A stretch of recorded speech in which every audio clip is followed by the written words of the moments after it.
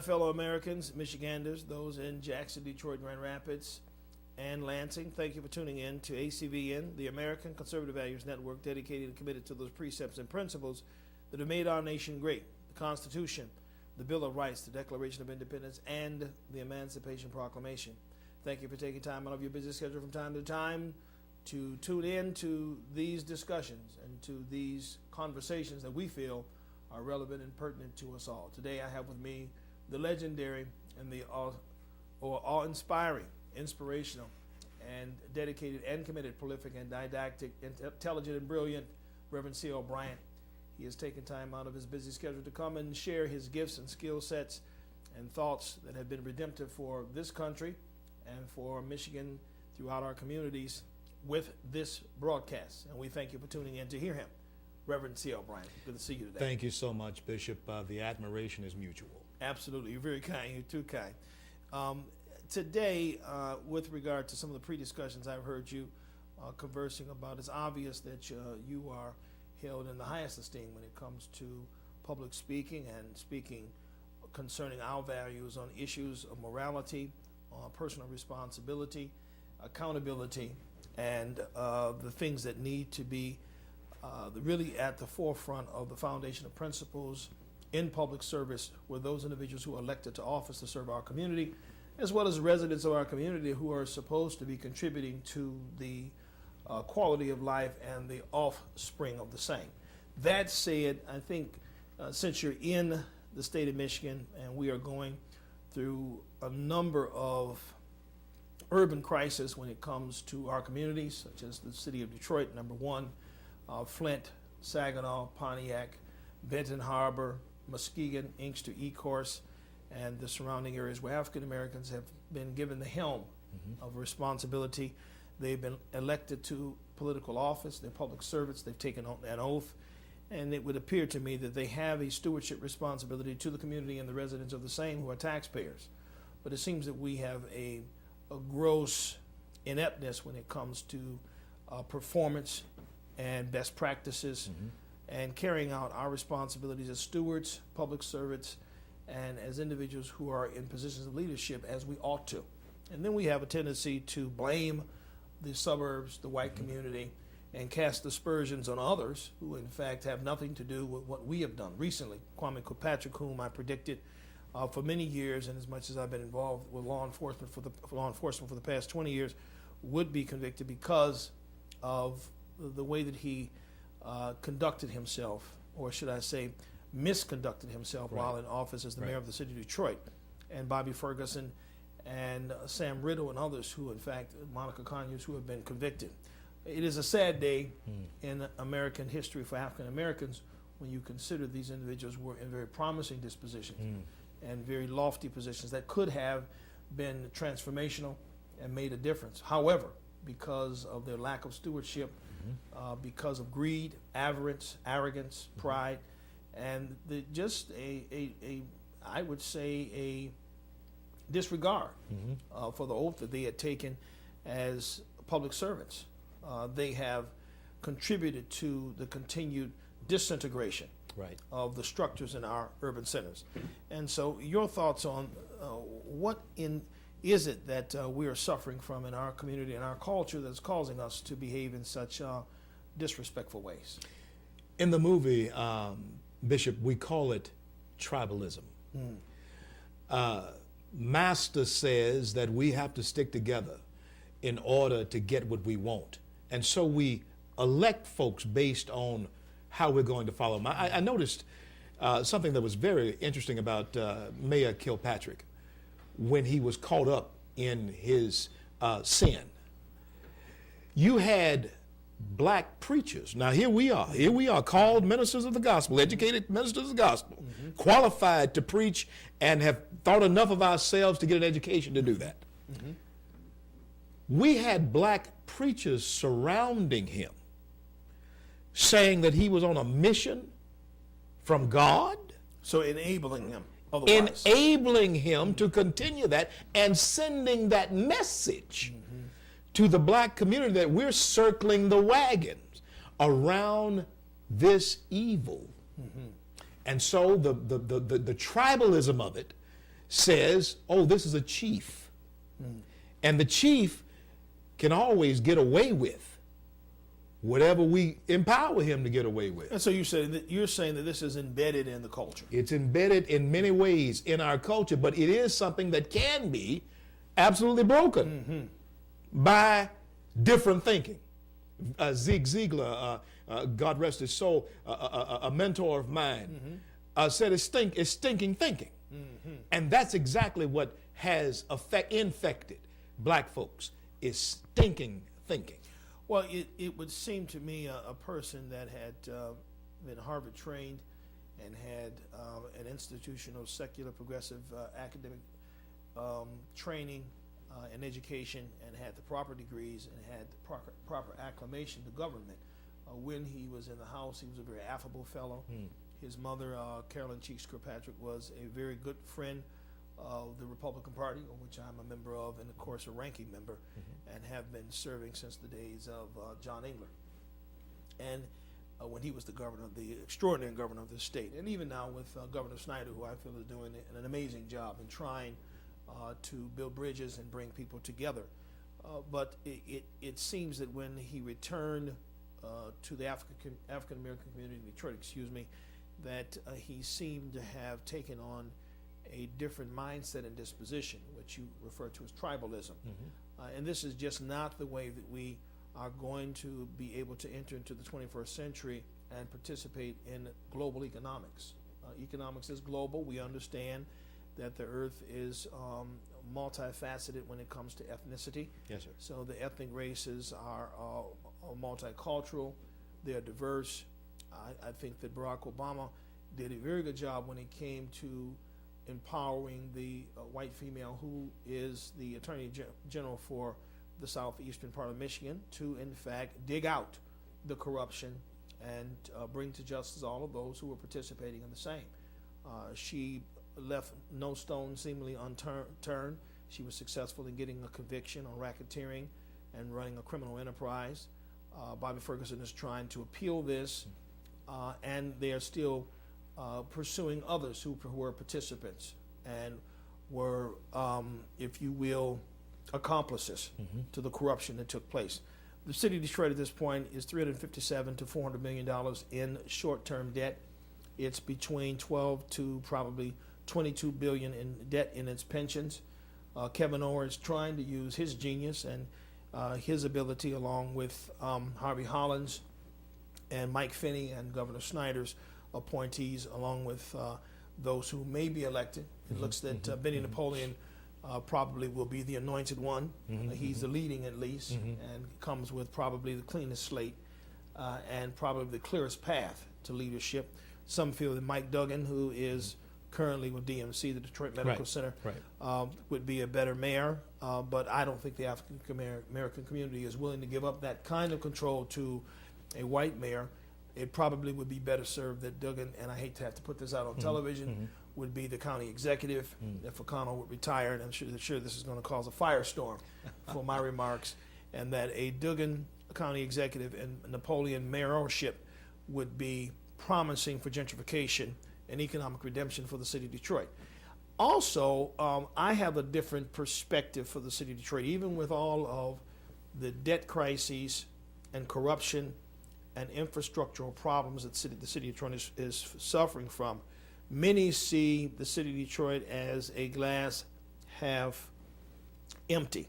I see the city of Detroit as a glass half full, and maybe even 60% full. And the reason being is because there is too much talent, there is too much genius, and there is too much money among those who are making substantial investments in the city to relegate it to the failure of municipal government and its neighborhoods. And by that I mean this. There's the Dan Gilberts, the Mike Illiches, the Peter Carmanos with Carmanos Cancer Center. I'm familiar. And CompuWare, the Roger Penske, who made substantial investments in Belle Isle, the Al Taubmans, the Henry Clay Fords, who basically has the Ford plant, and General Motors sits right on the riverfront and has purchased all of what used to be the Renaissance Center.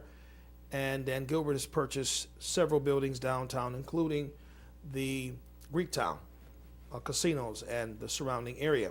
You have the MGM, you have Motor City Casino. Interesting. You have all of this economic enterprise that's thriving around downtown. It wraps itself around Tiger Stadium, Comerica Park, which that's the new name, Comerica Park. Right. The Ford Field, the DAC, and the Fox Theater. Right. And you can see the blossoming effects of gentrification taking place with both white and black investments. So someone would argue that African Americans don't have a substantial investment in that area. Right. But if there is an approach to transition the city toward what we refer to as an economic hemisphere, and it becomes more global in its approach and reach, in as much as it sits right on the banks of the Detroit River, facing our largest North American trading partner, which is Canada. Right. Some $40 billion in revenue coming across one bridge and coming across the river. Right. So I don't see how someone can look at $40 billion, which is the sum total of the budget for the state of Michigan, as coming across the bridge, a new bridge that already has passed to be constructed there in Detroit, which will expedite economic commerce coming back and forth. Right. I don't see how one could conclude that that means that the city is in deep trouble. I think the city has deep troubles.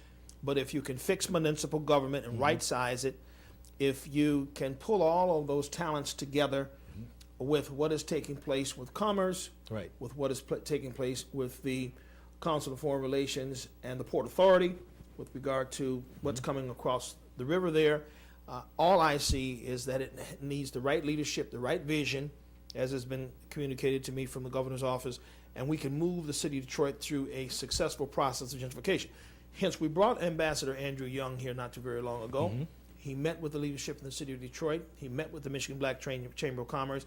He put on the table what's called the Atlanta model, where Atlanta was about $2 billion in the red when he took over. Maynard Jackson did a bond deal, what's called tax-exempt municipal bonds.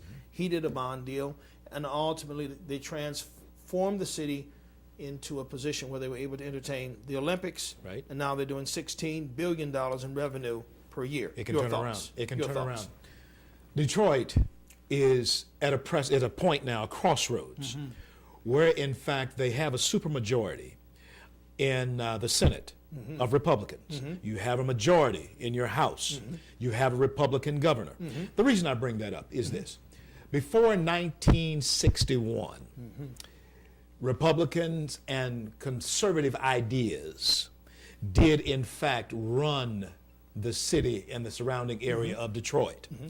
And then after then, you had progressive liberal ideas from 61 up to this present time that did in fact institute certain principles and ideas that progressive liberalism promote. And you see what that has led to. But since there is a turnaround in the leadership of Detroit since even since 2004, you are beginning to see something happen that folks never thought would happen. And you said it. The glass is now half full. Whereas one time it was half empty. Detroit was on the skids, being pulled out of the game. But because of empowerment programs, perhaps even bond issues like you're talking about, there is an opportunity. That Atlanta model did work for Maynard Jackson. The Atlanta model did work for Andrew Young. It worked. And so why not Detroit? Why not breathe life again into a place that at one time was the most prosperous city in the world? Right. Amazing. Yeah. Amazing. Well, it's good to hear your take and your disposition on that approach. Certainly if something works, we should use it.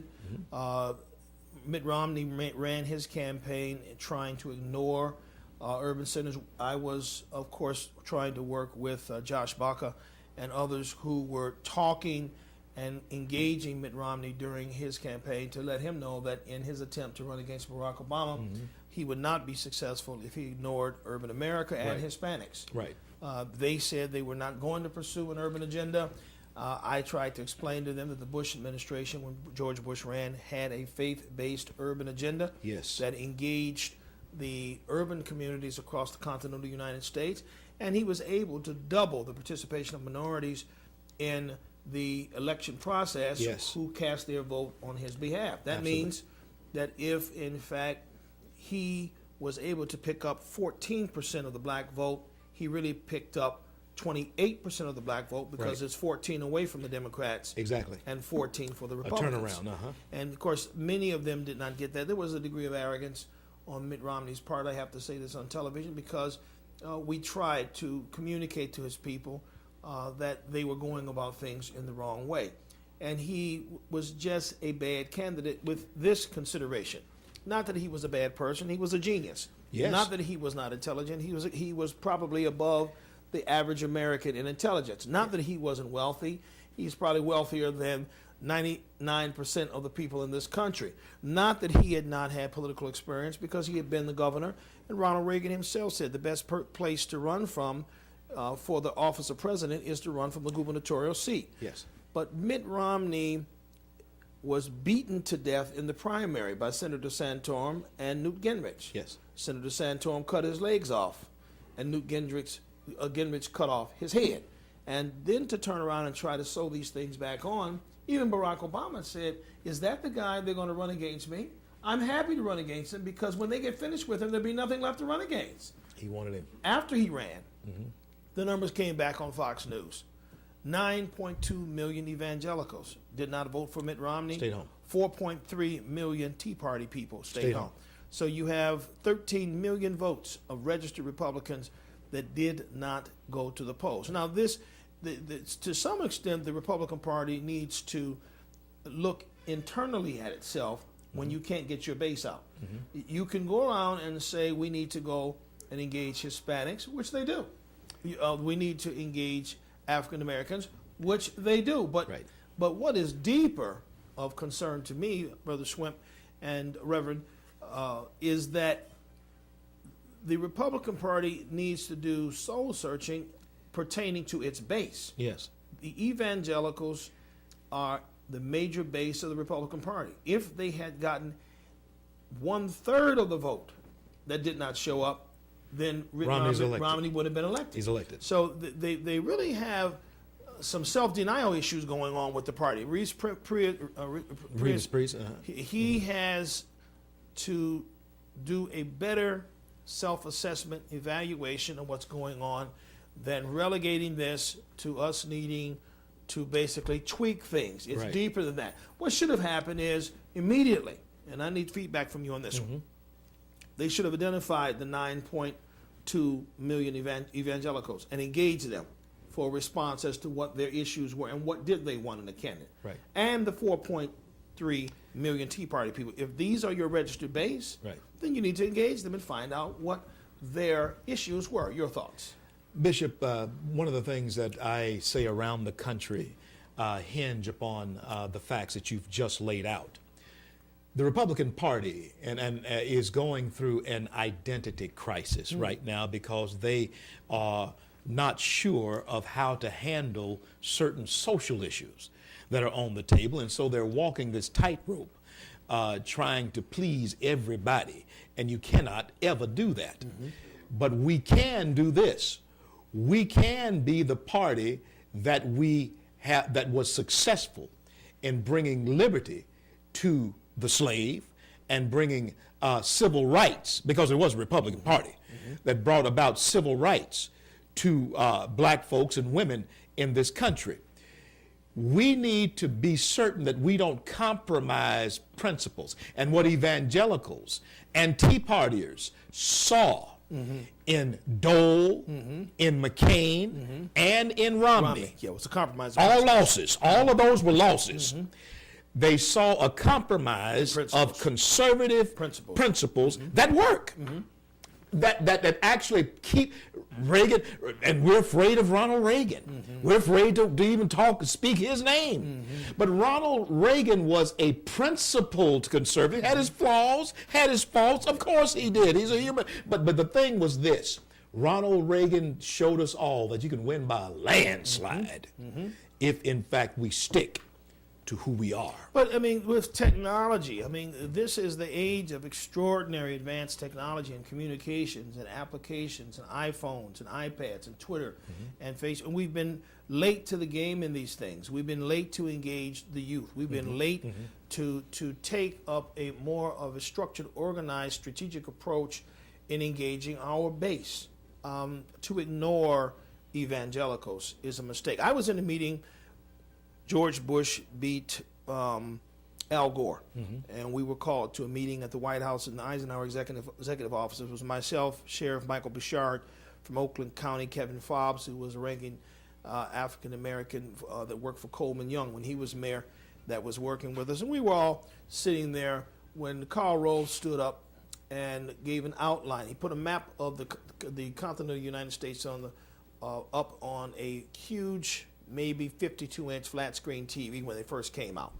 He says, or monitor, he says, here's the state, here are the gubernatorial races, here are the ones we're going to win, here are the ones we're going to lose, here's what happened as to why the race was so close. We identified 2 to 4 million evangelicals that never showed up to the polls. And then he pointed, I was sitting in the middle aisle, he said, and we need you. And he pointed at me to help us to engage this group to win the next election. This is before he ran against John Kerry. Well, then from there, the invitation to private meetings for strategic planning came forth, and we took the faith-based initiatives here, and we held them for the entire state of Michigan, myself and Bishop Keith Butler from Word of Faith in Detroit at that time, before we moved to Texas. And we were successful in bringing both parties together and pursuing a bipartisan effort to get individual ministers and faith-based and community-based organizations and non-governmental organizations, NGOs, to participate and engage the government on trying to solve the social ills in their own community. This was very successful. And even though we understand there was some overextension with regard to some of the programs that the federal government offered, particularly housing through Fannie and Freddie, and the liberalization of lending criteria, and the bundling of government securitized assets and mortgage-backed securities, and taking them and selling them overseas, and all of the swindling and the undermining that went on that caused the collapse of the market, yet and still the vision, the intention, the motive was a good motive. It was the right motive in President Bush pursuing what he called his ownership society, that the American dream was for every American to own their own home. Even with the current administration's more socialistic approach to dealing with government and the expansion of the government footprint, you still see the growth of Fannie and Freddie. You still see them realizing that they still need home ownership to successfully turn the corner with a strong economy. So we're back to square one. And my thoughts are just simply that in this global footprint of things, I think that President Obama has probably been one of the most exceptional global internationalists as a president in the history of this country, because he has yielded to David Rockefeller. He has yielded to the globalists, the Warren Buffetts and the George Soros of the world, and they have been able now to utilize the tax dollar from the Treasury Department through the central banking system, through the 5 major banks, JP Morgan Chase, Bank of America, Citigroup, Wells Fargo, who does lending in the country, and Goldman Sachs. These banks have taken this money and they have gone into the central banking systems throughout the world, throughout the G7, G8, and G20, purchase other banks, and they are trying to say that they eliminate American exceptionalism so they can go out and be acceptable in all of these new markets, China, India, Eurasia, and other parts of Europe, so that America can lead in controlling the economies of scale. So wouldn't you say, even though this is anti-Christian and we would say anti-God, it is a genius of a secular progressive strategy for the globalists to get ahead? Absolutely, it is.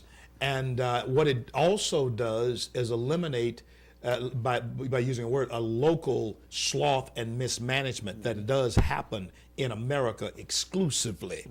Now, the evil in it, though, is creating that one world financial system. Yes. That, in fact, will, launch, as you and I believe, that great man of sin that will actually control the Antichrist. The Antichrist that will actually control that. And we're seeing the stage that is being set for that right now.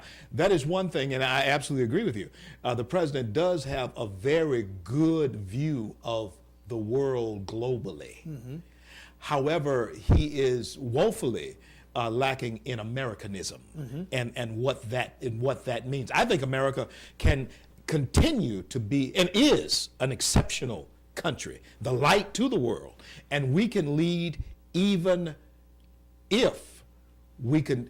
We can't continue down. Let's talk about that. Let's talk about America exceptionalism as it pertains to our judicial system. I mean, we thought that when George Bush put in, and we went on Capitol Hill to testify for John Roberts, that we had a conservative justice.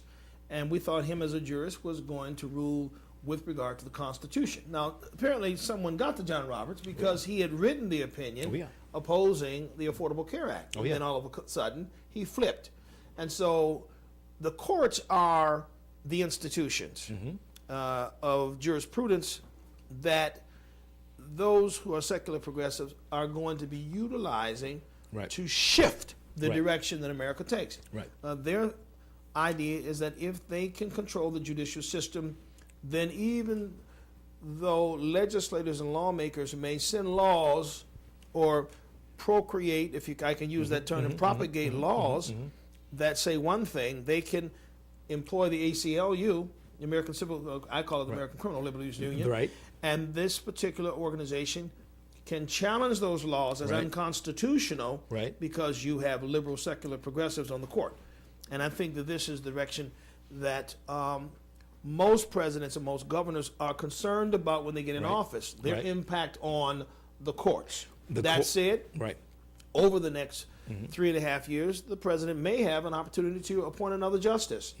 And then this will, in turn, shift, I would think, the direction of American exceptionalism. It will determine whether American will continue to be exceptional or not. How say you? This is the thing that we are looking at. The legislation from the bench is something that is a threat to the very fabric of this nation.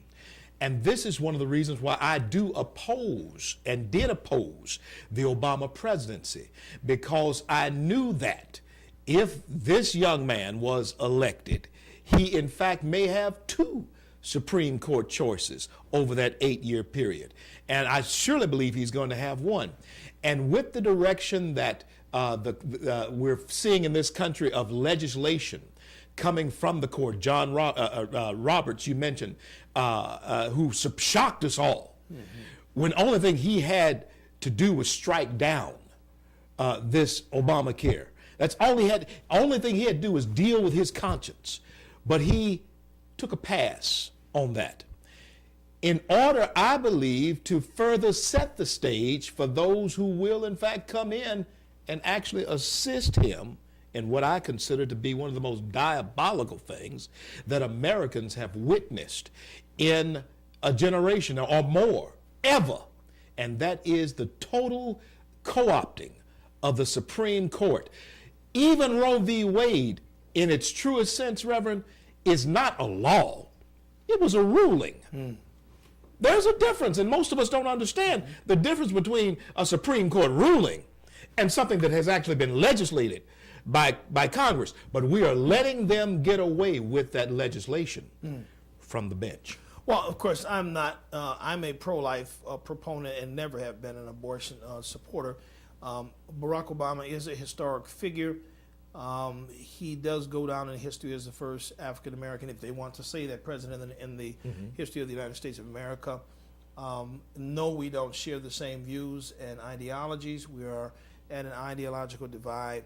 I think everyone has a right to support whoever they're going to support in a presidential and or in an electoral process. So that said, I'm trying to give once again the president a pass in terms of history. Right. Because I know him as you know him. Right. Personally, and he is an affable fellow, as you said. Oh, yes. An extraordinary, Yes. Charismatic personality. Yes, yes. And his legacy will be, no doubt, the Affordable Care Act. That will be his legacy. And it will be his legacy, in my observation, not that I'm any expert on much of anything, but because of the fact that before you can globalize healthcare, you first of all have to nationalize healthcare. Yeah. They have globalized, number one, the banking system. Yes. They have globalized, number two, the educational system, and are integrating and amalgamating the teachings of Europe throughout all of our academic institutions of learning and higher learning and education. They have globalized the energy system. Right. And tied us into energy proponents from around the 7 continents of Right. the earth. They have globalized the agricultural system, and they have globalized another system that escapes me. I call it the Big Five. The Big Five. It's banking, it's education, it's healthcare, it's transportation, Transportation. it's is the one that's agriculture, and it's energy. If you want to take six of them. And so this has happened. We've signed into these treaties, the agricultural treaties, and talking about carbon deposits and the environment and so on and so Right. forth. And we're down to 1 minute. I'm going to let you have the final say on this, but you've got to make this real brief. I think the mitten of globalization is in place. I think Barack Obama goes down in history as making that happen. Though us as Christians are in the world but are not of the world and Right. cannot buy into it, I think that we're going to see a rapid dissension from this point forward. Your thoughts? We pray for those who are in leadership, because it is the providence and wisdom of God that places all of any ruler in his position. So I pray for, even though I disagree on many issues with the president, I pray for the president and all of those who are in authority, Bishop. And I want to thank you so much for sharing this time with me and having me here. It's a signal honor for me to be here with you. Absolutely. This is the Reverend C. O'Brien, the legendary, the extraordinary, the amazing, the fascinating, the prolific and didactic, dedicated and committed, and of course, genius, Reverend C. O'Brien. He's taken time out of his busy schedule to come and be with us today to share with our audience. We hope that you have received something that will inspire you in the right direction. God bless you. God love you. Happy Mother's Day, and heaven smile upon you.